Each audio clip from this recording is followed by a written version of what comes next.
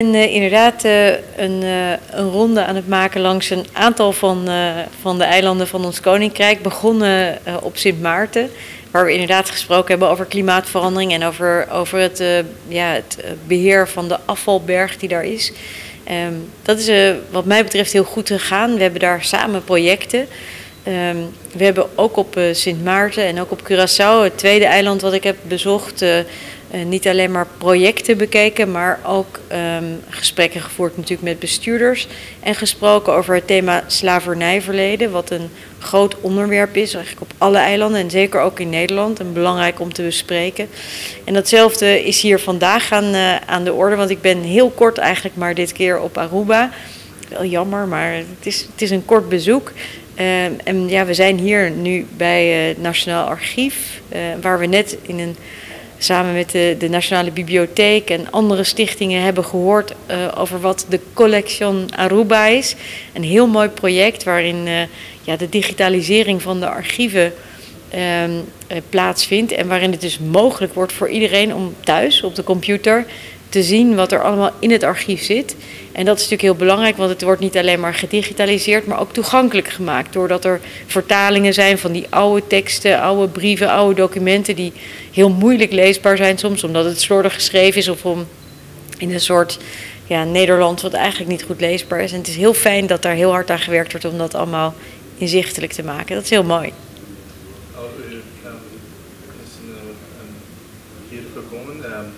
Wat vindt u van het Nationale Archief en wat is het meest opgevallen voor u? Ja, zo'n archief dat is echt vind ik echt een soort van grote schatkist. Hè. Er zit ongelooflijk veel mooi materiaal in over de geschiedenis van in dit geval het land Aruba.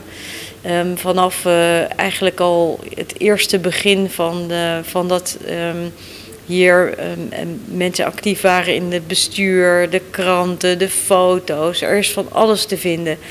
Er zijn natuurlijk ook hele belangrijke documenten in het kader van dat thema van het slavernijverleden. We hebben net een heel mooi register gezien van wie de tot slaafgemaakten waren die hier op het eiland aan het werk waren. En waarom dat natuurlijk ook heel belangrijk is, omdat ik begreep ook van veel mensen, ook vanuit de regering en anderen, dat eigenlijk dat slavernijverleden hier op Aruba niet zo'n groot onderwerp is, niet zo speelt. Terwijl we hebben gezien, en dat blijkt een van de laatste bevindingen uit het archief te zijn, dat voor een hele lange tijd de inkomsten van het land voor een groot deel bestonden uit belastingen die werden geheven over mensen die tot slaaf gemaakt waren. Mensen die in het huis werkten van mensen, die slaven die tot slaafgemaakten in dienst hadden. En dat is denk ik ook wel heel belangrijk om dat te zien. En nu ook gewoon te kunnen opzoeken, ook als je hier woont, wat is er nou precies gebeurd in ons land en wat voor rol speelt dat? En ook wat voor rol speelt dat in de persoonlijke geschiedenis bijvoorbeeld. Uw laatste twee bezoeken stond het onderwerp slavernijverleden heel centraal. Waarom zoveel aandacht voor dit onderwerp? Nou ja, dat is eigenlijk ook al vooral zien we omdat het voor heel veel mensen een ongelooflijk belangrijk deel is van hun geschiedenis. En zeker hier op de eilanden speelt dat een rol. Maar dat is ook in Nederland zo.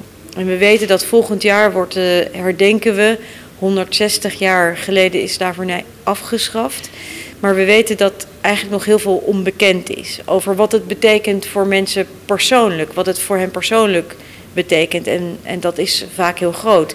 Maar ook wat het betekent voor de verhoudingen binnen de maatschappij, in het land. En daar willen we graag heel veel meer aandacht aan besteden. En dat doen we in Nederland ook, omdat de regering heeft gezegd dat we heel graag een reactie willen geven op een rapport dat geschreven is over dat slavernijverleden. En waarin erkenning een hele belangrijke rol speelt. En het ook met elkaar veel meer leren weten over wat er gebeurd is in het verleden. En wat dat ook nog vandaag de dag betekent.